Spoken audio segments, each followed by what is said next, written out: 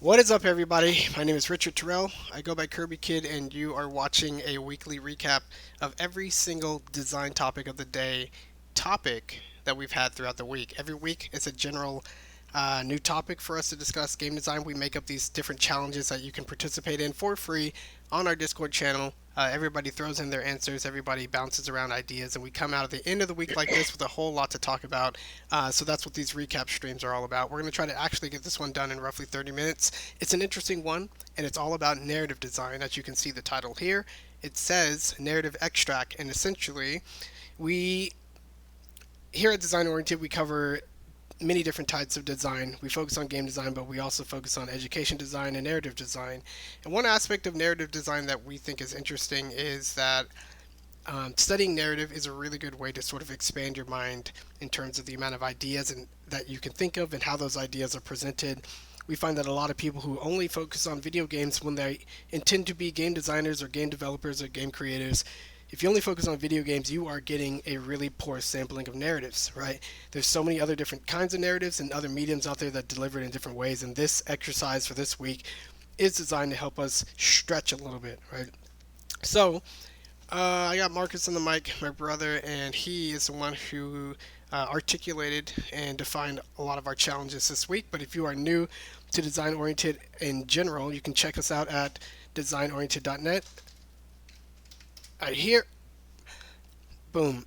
And it's got all the links, including some videos we've made, our calendar of topics. We try to post them ahead of time. Our DO topic wheel, if you've never seen it, boom. Nice and secure website that you can travel to. This contains all these different topics, and right here, narrative design. We're going to be commenting on different aspects of narrative, but ultimately trying to link this gray area, which is narrative design, with all this other stuff over here, which is basically the kind of language and concepts and terms we need to actually break down gameplay and game design. So a little gray area, expand into all these other ones, and maybe even back again. So that's the whole agenda for today's stream. And the very first example, the very first challenge from last Monday is boop. You can find all the challenges in this one channel, by the way. It's called Daily Challenge, and right here is the first one, to the movies. Marcus, you can go ahead and read that or tell us what it's like. Um, so initially, we want to start with a video short film clip of something that's already a game, right? A movie that was made off of a game, and then that the dynamics of the video are tied very closely to the game. Mm-hmm. So the game already has a set of rules, and mechanics, and ideas, and themes, and structures, and the video is basically a more liberal interpretation of what can happen in the game. So we're like, oh, obviously, if you looked at this video, you're like, hey, there's a lot of ideas and gameplay ideas that you can take from the video that, if you put in Pikmin 4, would be interesting. So we say, hey, watch this video, short film, short movie, and pick out neat things that are interesting things you would find you would think would make interesting gameplay for a sequel to Pikmin 3. Right. Yeah. So this video came out a while ago. Marcus posted a YouTube video. I don't know how much we can show, but let me just go ahead and click and show you a little bit. I haven't even watched it. Yeah, you're. I've seen some of these before, but as you can see here, Pikmin doing things and making hilarious, funny antics or whatever. The job was for people to look at this and look at those guys. Oh my gosh. Okay. Hey, they're masked. Didn't get that before. So Marcus posted the GameCube controller, Pikmin 1 basic manual, and if you've never played the game before, there's a free demo on Switch. Perfect opportunity for you guys out there who've never played Pikmin before to give it a shot, watch the video, and participate in the exercise. Pause the video if you need to. But anyway, let's take a look at what everybody came up with. At 1 minute and 15 seconds, Tony spotted this particular scene. We flagged it as level elements because he's talking about if the Pikmin had a helmet element to protect their captain from enemies and hazards, they could carry the helmet around and the captain can just travel inside. That's interesting, right? Yeah, the helmet came up a lot. It's probably the most obvious one-to-one example that people came up with. Pikmin carry the helmet. The helmet protects Pikmin. Mm-hmm. Good. The ability to nominate a Pikmin as a second chief. The player will Yeah, be able that to one was. possess and play the Pikmin. The Pikmin can be used to reach smaller place Omar can't fit in and still give basic Pikmin orders. That's funny. So the general takeaway from almost all of these examples is Pikmin is a game where you have to control many, up to 100 Pikmin, and various sequenced activities. The video basically highlights the individuality, right, of smaller sets of Pikmin. So just in general, obvious, interesting examples, things least like the game, are going to be things of individual Pikmin doing neat things. Oh no! Yeah, only two Pikmin die, and that's one of Wow, I picked the wrong place. them. Man, Pikmin do die. What I like about the Pikmin multiplayer versus is when they die, they get recycled like in the little circle of life. That's kind of cool. But anyway, yeah, the ability to gain EXP and use environmental elements to change the abilities of your Pikmin to make them stronger, like a rare Pikmin with iron armor. Oh wow, get the RPG elements in. So funny that. So right here, power up. Right here, this is mode or feature or a brand new mechanic, basically. Um, it is not a very gameplay idea, but costume skins for Pikmin. All right, power up for costume skins. How about I don't know visual design? We don't even have one for that. Yeah, it's either like most feature or Yeah, or it could do something. Who knows? Enemies changing properties based on level elements. Bring in flame balloon creature into mud and it spews out mud instead of fire. That's cool. Enemy yeah. design. There's a dynamicism to Pikmin, elemental dynamicism. Of course, the water puts out Pikmin who are on fire, but none of the I don't think any of the enemies pick up any of those traits when they change environments. Yeah. So if you want a fire blowhog, he's always a fire blowhog. If you want a water blowhog, it's always a water blowhog. I think they're blowhogs. Yeah. Yeah, Well, blowhogs are probably the flying one, but maybe these are yeah, the flying ones. Something. chocolate Pikmin. I always love how the Pikmin have either ears or a mouth or a nose. That's just so cool. Yeah. White Pikmin have the ability to spew acid. This hasn't been done before, right? White Pikmin poison property, always defensive. Continue off the acid idea, being able to permanently and dynamically affect structures. Okay. What is the systems and rules? Yeah.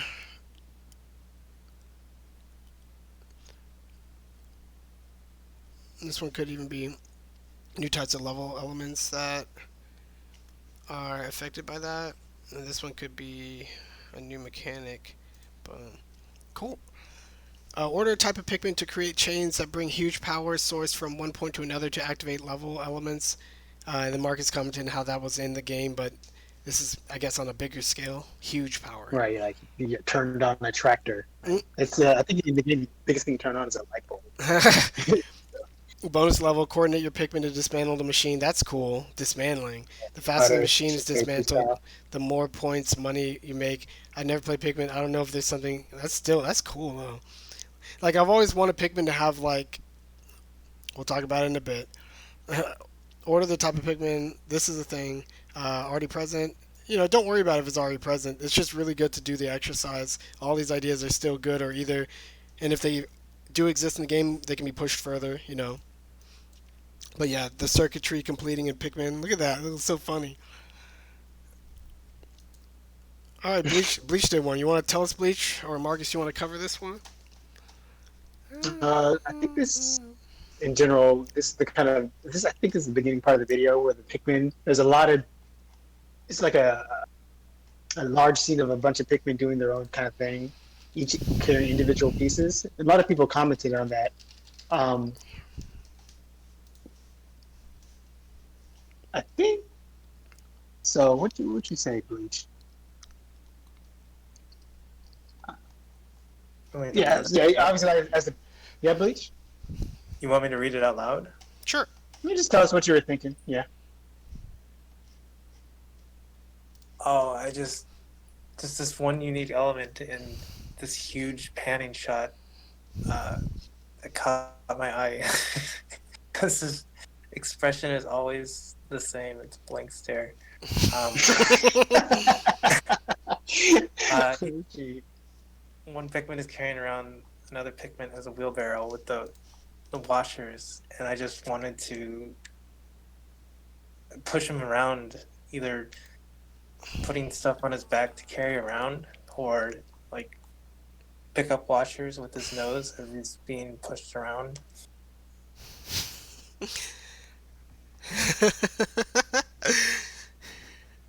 Now, this reminds me. Oh, that's nice. This reminds me Yeah, of the soot sprites from Spirited Away. spirited away. I'll see if I can get a clip of that. Uh-oh. That's too bad. Get it clipped off Twitch. Uh, yeah, Hey, see, it's in the preview. soot sprites. There's one where they're in the Kamaji's boiler room actually doing stuff. Oh yeah, this is later in the movie. Oh wow, 3D animated. Interesting. Wow, just give me the man. I guess somebody's been fighting to keep it down. That's okay. It's a miracle that anything Ghibli is on YouTube. That's cool. Yeah, Pikmin shorts, they all have kind of a mind of their own. The Soot Sprites each had a mind of their own. It was so interesting from an animation point of view to see it, how unique each one is, and obviously they hand animated, each of them were done by hand. It's still a lot of work. Very cool, very cool. Okay. Obstacles that require more than one Pikmin color to overcome. Stack, Sorry, that is in the game, right? But it's not. like, yeah, It's you have to take turns, right? Water Pikmin takes the thing across the water and hands it over to the yeah. yellow Pikmin, go across the electric gate. Stacking Pikmin to reach higher places or carry tall objects. Mystery pipes, what's inside, goodies, enemies, secret rooms. That's funny. I don't know what the smallest little individual thing Pikmin interacted with in the game, but yeah, pipes like this would be an interesting change of pace. Mm. It's just like you shove them in, you're like, I don't know what's in there. You have to kind of trust them.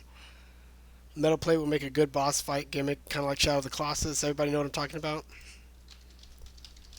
Yes. Yeah, the one where you got a stick stuck behind Um, the fireplace. Well, boss 4. No, not that one. oh. Boss 4, this one. Blah, blah, blah. You go to it. You're running on heels, right? And the boss is kind of like looking at you, running on heels. And then if you hide properly, the boss, Oh, you okay. go down to the little holio, and then, wow, you're just stomping and you're rolling like crazy, but if you jump, it doesn't affect you. So many little things. So important when your game doesn't have a lot of like. And then when you come out the other hole, you can see it like looking at you. I guess this one isn't a good example, but aggro, aggro. But you can see it kind of like investigating holes where you're not, and you can clearly see it doesn't know where you are. What a cool little, what a cool. And you get up on top and you do your thing. But that's what this Pikmin thing reminded me of. Like, I saw them go in here.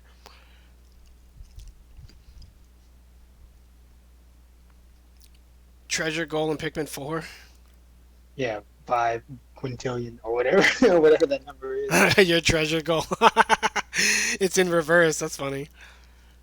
Yeah, I think people talked about the Bulborb attacking the Mm, uh, tire rim. Whack-a-mole. I Yeah, there you essentially did go. the There same you thing, but go. I compared mine to Whack-A-Mole. Yeah.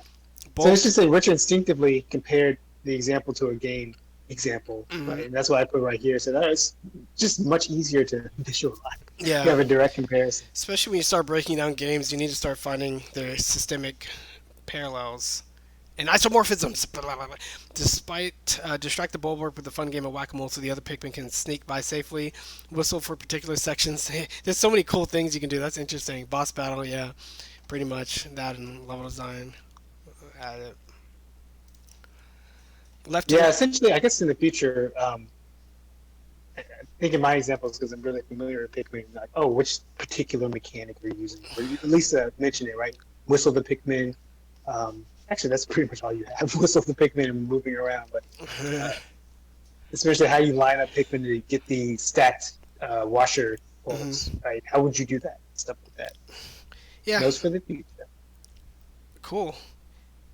Pikmin trying to help each other out of a jam got me thinking that Pikmin in about sending Pikmin in to rescue others. Blue Pikmin can only be sent more quickly. Could be sent to more quickly rescue drowning Pikmin. They can. You can send your blue Pikmin in to help them. I thought, I was or maybe the I don't think they can. You can whistle them, but your blue Pikmin do not They help can't help at all. drowning Pikmin. They just can't. Yeah, yeah, they don't. Yeah, yeah, unfortunately. They all have to get out on their own. And the Yeah, Pikmin yeah, yeah. helmet whack a mole looks like. Yep. Hmm. Please understand. All right, part two. This is a really cool short film called Scavengers, and we go to the channel that says Daily Challenges, and we scroll down Scavengers. You can see it yourself. It's a Vimeo uh, video right there, and the whole point is to do the whole exercise again, but with a different video. This video is not a video game. It's purely just this, um, and skip ahead a few, like alien planet, aliens doing things like that. Weird things happening because aliens do weird things, right? Don't ignore that dude. Like, our two main characters are humans, and they are on this alien planet trying to do stuff. Gives people plenty of things to look at. The whole point is to find video game comparisons, and that's all I'll show for that. So yeah, Marcus made a comparison here to Death Stranding. There's a invisible alien You get flying the creature. it's essentially kind of a neat exercise to do. Richard clipped through it, but um, you can look at all for examples. Oh, Nope. don't. Okay. Yeah, no. Ah. So. So yeah. um, essentially, we took a lot of we took a lot of the dynamics of the short film and tried to find uh, mechanical comparisons in video games and maybe thematic comparisons in video games. So look through our examples first and then look at the film afterwards and see how much that aligned with and affected your what you thought the film would be when you watch it. So Yeah. yeah, this one there's an invisible manta ray alien, right? And that was similar to the beached things in Death Stranding. Is that what they call them? Um, yeah, beached things. Yeah, Kind of like, look at those. Not high enough resolution. 1080p, please. it's barely visible anyway. It's barely visible anyway. But yeah, essentially, kind of the way you deal with beach things, at least in this trailer anyway. They are invisible, and you have a device that echolocates for you, similar to how things happen in the short film Scavengers. Cool. People recognize that this is like Breath of the Wild. Very good. Gliding in general, yeah. Skinning an animal. Made comparisons to the forest, where you skin some snake thing.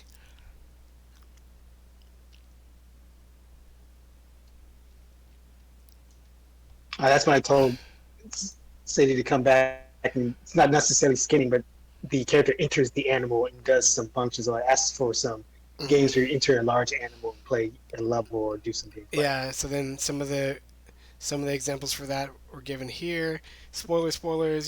Ah. Bleachers is fine. Okay, cool. I didn't even remember it, and I played the damn game. Nice large pictures. Thanks, Bleach. Spiky thing, blue thing in hand, rolls it towards this tree.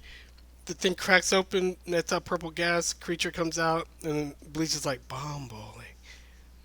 Yeah, Bomb apparently bowling. there's that creature, yeah, the mountain we rolled the That's a bomb good ball call. over. That's a good Yeah, call. that was a good one. I was like, yo, completely forgot. Ah! Then the Marcus mentioned the Strawman Millionaire, which, as Wikipedia says, the legend of the Strawman Millionaire, also known as Daitsu or the Daikokumai, is a Japanese Buddhist folk tale about a poor man who becomes wealthy through a series of successful trades, starting with a single piece of straw. You kind of work your way up, and the trades get more elaborate and more interesting, and blah blah blah.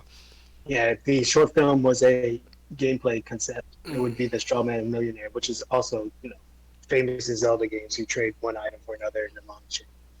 And Banjo Kazooie entering Clinker. Let's just go ahead and give this a clicky click. That game looks so good. Oh man, Banjo Kazooie! Shooting that golden tooth, let's go, baby! And then you just touch it, and you're like, I'm in, baby. Give me that deck, deck, deck, deck, deck. And then now you're inside the beast, right? Doing some stuff, messing with some settings. That was so fun. Dun, dun, dun, dun, dun, dun, dun, dun. Inside Jabba Jabu and other good imps. Inside of Yoshi Prince Froggy. You guys can see all these examples yourself too if you just enter the thread. But Yoshi shrinks down, gets eaten, and now he's inside the frog stomach. You got to know your games. Uh, IGN plays ridiculous fishing, so it looks like they do something here, and then it's like that. Fish jumping out Yeah, of lots of water, fish get launched out of the water somehow, like with this ridiculous fishing. and there's a crazy face. You likened it to Nog and its crazy face. I should play So yeah, if Nog. you don't, yeah, if you don't know what Nog is and you don't know what the comparison is, you should look that up first and then see how similar it is to what you find in Scavengers. Mm, mm, mm, mm, mm, mm, mm, mm, mm, mm, mm, mm, mm, mm, mm, mm, mm, mm, mm, mm. Again, Nog tactical 3D puzzle game about. I think I own it somewhere, Humble or something. So I gotta look for it. I think you do. I want to try it now. Filled with eye-catching designs and lively interactions and rich interactive soundtracks, handcrafted heads come to life. Ooh, an example I could say that's similar to that is VR Nintendo thing. House.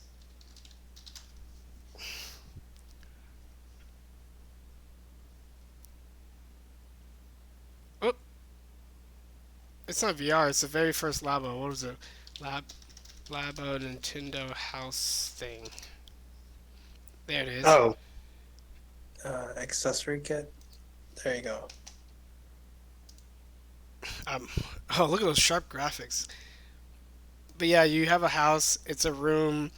The thing's kind of doing its own thing. You can kind of like get its attention by manipulating different controllers on your little wooden house. You can interject things from the side and get it to do things. And depending on when you do it and how you do it, this a version of this is also in the VR version. But since nobody has footage of the VR game, this is what we get. Um, that kind of reminded me of some of the goofy knobs and switches and crazy things that are going on here as well. Especially considering you can find a tiny person inside. Chasing a big flying thingy. This level, Shadow the Hedgehog. You must destroy the big plane the president is in. Shadow the Hedgehog, please. Hey, how's it going? Hey, we're streaming. You Now you're streaming. jump in. Oh, Yeah, you're good. Looks like Shadow is in an airplane, where he deserves to be, I guess. the shadow clip is strange because shadow clips are always strange. Like, why do you exist, and why is there a Sumo Goroth behind you? I don't know. And then Zara also pointed out that more Shadow Colossus HD, nice picture, feeding a little thing That's possible Nintendo. game. Oh yeah, that's nice. I like This is Gachapon in real life. 95% of them are filled with disappointment. That's just funny. And at school, we found a game that actually does this. All right. So day 3, and we'll get closer to wrapping this up. Day 3 is interesting because we went even further in the abstract scale. So the first one clearly had things easy to point out, like that's been in a game before. But now we're going a little bit more abstract, a little bit more strange. You can see here, it's a short film called N52, and it was done like 1 week at a time. And the person who did it didn't even know what story he was going with. He just kind of kept adding to it day by day, and it turns into this really intriguing sci-fi adventure thing. So again, same deal. Ignore King Kai. People finding examples of stuff like drinking something and then drinking something from games, and people love drinking stuff, right? Yeah, yo. Yeah, this one. Yeah, I guess the general thinking here was it's so abstract, right? We wanted you to pull out systems instead of just mechanics or just a gameplay element, because you would need the like complete logic web to explain what is so abstract in the short film. hmm Opening up the chest, opening up the chassis, building a thing. Cats Arena Turbo Stars. The player builds a cat mecha and then lets it fight against other mecha driven by another cat. I gotta see this. No, that's hilarious. Oh, that's funny looking. That's a cool art style. Wow, this is terrible. I have to hold it down to soft scroll for screenshots? Who needs to be fired? No. Um, Pushing a box, Interpretation of a short movie, we won't spoil it for people, but you can see the screenshots here. And then Time manipulation. time manipulation. So we got Prince of Persia, Mm, Prince- Braid, mm, and putting a seed in the ground. Uh, Player plants a garden in the real world and becomes a structure in the AR forest based on when you enter the machine. Man, there's so many Zelda games that do forward and backwards in times and Ocarina of Time, basically. Birdman avatars himself into the body of a human to explore the forests of Earth. The forest of Earth depends on the type of plants you plant in your dust world. Uncovering a hidden dungeon. That's always fun. Zelda does that often. Incredible speed power up. In the past, I do things that will ensure a more vibrant future. It's I like the interesting how Sonic people CD comparison. people keep talking about time travel. It's interesting. The film is so interesting. I'm not going to say any more about it, but it's interesting that people sometimes go towards the same idea. Man, that's a nice color green. So then Sonic, Akamurak here was talking about Sonic CD and time traveling and what the crazy. Ah, Yeah, I was in I seeing, I think it was Sadie talking about time travel. That did get me initially thinking about time travel, but I'm like, oh my goodness, so many of these things remind me of Sonic CD. And I was like, okay, what if instead of traveling back in time to when it was green, you're making the future so that it'll be more vibrant, like in Sonic CD. man, look at all these graphics they had to do. Oh wow, graphics. Just do the same tree 4 times, please. Everyone, you did it. So I took this right here, and I was like, it's like Minecraft, right? They give you some square thingies, and then you build stuff by submitting material in square patterns. The things sliding out from the wall reminded me exactly of Virtue's Last Reward. I don't know how you can not see that. Look at that. You can even see it here, but I won't play that. Going to these ancient or getting a robot helper friend clone thing to carry something very important to you, which is happening here in the bottom left. I likened it to getting the helping hand to carry the eggplant when you're doing the eggplant run in Speedlunky. This is kind of a potential important step, and the helper dudes in this game are a little wild, so it's kind of like you're trusting them with a lot. It's funny.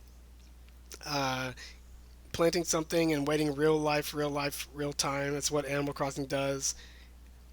You can bury your money in a hole and reap a tree, but apparently, in order to reap like um, higher yield from the tree that grows, you have to wait real time, like years and years and years and years and years, in order for the tree to actually drop 99,000 money bags or whatever.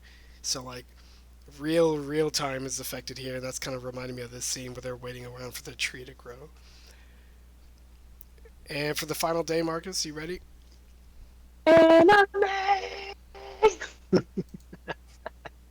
No.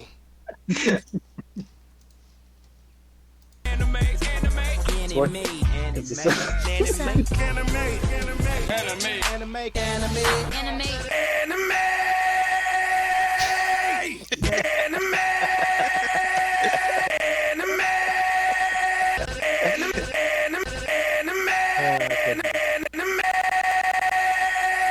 Cool. Last day, anime. Now, anime is one of our favorite things here on this channel. We even have a channel called Watching Anime. So if you're watching anime and you see us watching anime, feel free to join in and watch some anime. Japanese video games have a lot in common with anime because they come from the same place, and they often are started or ended from to each other and inspired by each other. Um, One of the articles Marcus and I wrote a long time ago on the old DO blog was something we called characterization through mechanics. We looked at the Pokemon anime. There's no pictures here. That's sad. Delete. Dang it. They just got pilfered. But yeah, anime has a lot of structure. It's really interesting to think about the complexity and the detail they put into their fights and how that relates to their storytelling and characterization. And there's a lot to dig into there, and they do it better than just about anybody else. So we are picking animes from the list, animes that have games as well. You look at the anime, you look at a cool fight, you try to pluck out some of the rules that made the fight cool and consistent. Then you also try to see how the games translated those rules potentially. So we got a lot to choose from. including Astro Boy, Astro Boy, Joe, Gundam, Naruto, Little Nemo. What is this? And then That's Full Metal yeah. and One Punch Man. So yeah, anime. Mark is looking at the rapid consecutive punches. Zaworldo, Stop Time, all these interesting examples that you're like, I wonder how the game does it, and this is how the game does it. Rapid punches, rapid punches, rapid punches, rapid punches. That's the whole game.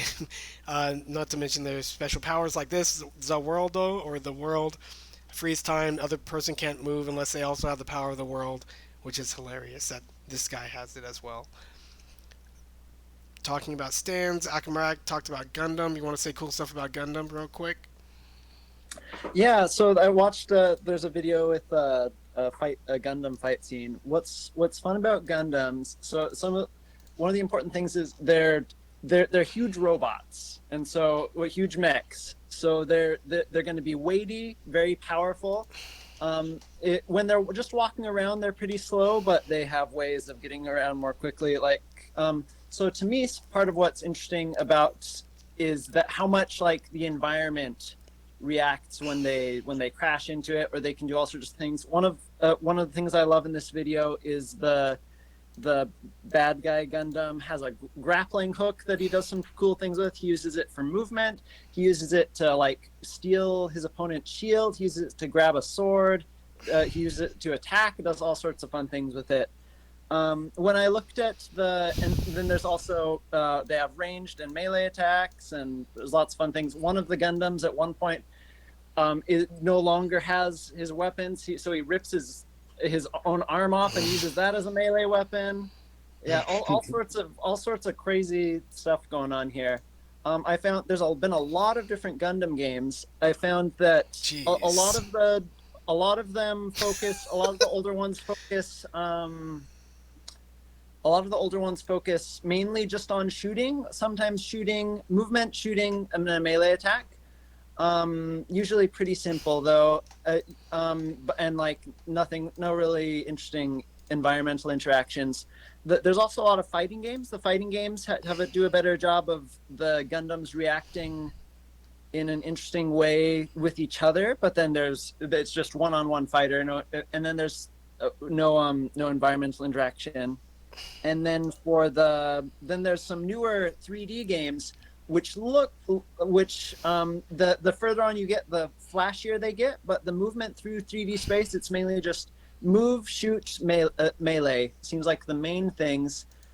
There's the environment doesn't seem like it plays a big role, which is unfortunate, because that's what's so interesting about the fight is they do so interesting things with like the buildings in the city and all those things. A lot of these games look like they have a poor sense of scale, where the Gundams actually look like little toys, and it's the opposite, right? At least in this scene right here, the buildings are huge, and you're fighting in a giant crater. It helps, but yeah, conveying that sense of scale. Oh, Gundam, little chibis. Conveying that sense of scale is very difficult. But it is a little toy. What are they doing to me? Stop! Conveying the sense of scale is hard, and gameplay-wise, making these games is just hard. But yeah, stuff like this, how to make it feel weighty, and the fact that the whole inverse square law means giant things like move more slowly, but anime is also like very snappy with the way they animate. Like, ooh, that's a hard challenge for you to do when you're making a game. Yeah. Cool. We don't have a lot of time, so let's just zip on by. Appreciate your answer. Everyone can look into more detail, all this excellent research Akamaru was doing. Then you also have Full Metal Alchemist. Environment around him cycling between different stances. I think the stances can be considered composed in two different parts: how he fights and how he changes the environment. Really breaking down the anime and looking for ways of actually turning it into a game. Really interesting. Also, 2D fighting game. You're probably just like Mark said, gonna get a fighting game. That's just how it works. Yeah, how Japan works. Yeah. And looking at Naruto scenes and being like, how could we potentially do the teleportation kunai throws in a game, drawing cool pictures. Good job, Philippe. And then Marcus doing the flying Rashin. example from Naruto Wiki. Find out more about that there. But overall, the exercise really getting your head, um, really getting you to think because ultimately, in the end of the day, the games are here to convey experiences and ideas, and stories already do that. Games do it in a different way. We have to figure out how the pros and cons of each, not only for just mixing gameplay and story elements, but also the game itself tells a story through its action. And if you're going to make a game with a Gundam in it, you have to know this stuff.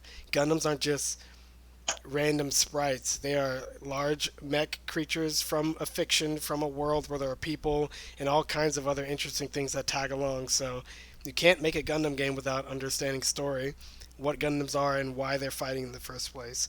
So it's important to be able to see these details. It's important to challenge yourself to draw connections between stuff you can clearly draw a history to and stuff you can't, and try to find a middle ground. Lots of games traditionally over the years, games have made poor movies when they're converted, and movies converted into games and other properties not so good, right? Apparently there's something very complex there in the translation, and it's up to designers to work a little bit harder to get those skills in order to make a better bridge. uh, an old article I wrote on Critical Gaming, Pikmin 3D. This is still the Pikmin game that I would work on and I would make if I had such power. That's why I called it Pikmin 3D and had this cool little three-dimensional D. I thought that was so cool. But anyway, Pikmin is normally a top-down game like this, and I wanted the game to be more from the ground level where you feel like you're in the world and the giant things around you, which are just ordinary objects, feel big. Kind of the same thing we were talking about with Gundam just now. Normally you play Pikmin like this, but I want a Pikmin to feel like this, where you're walking by tiny or huge leaves instead of looking down at tiny leaves. And I talked about some other ideas in an old article, but that's on the internet for anyone to read. Um, Definitely liked how the Pikmin short brought the camera angle down. That's exactly the kind of cool stuff that I would do too. So, any final words before we shut this down and move on with our lives?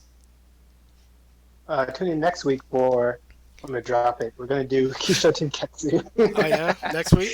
Yeah, All right, all or right. this week.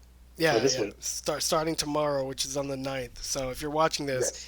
get in the Discord channel. Go to our website, designoriented.net. You can find all the links. You can also find our Discord, our Twitch, our YouTube, our Twitter. Follow all of them. See some of our old past projects, not products. And yeah, come say hi. We do a lot like this, and it's all the time, every day, anime. Until next. Bye, everybody. Bye.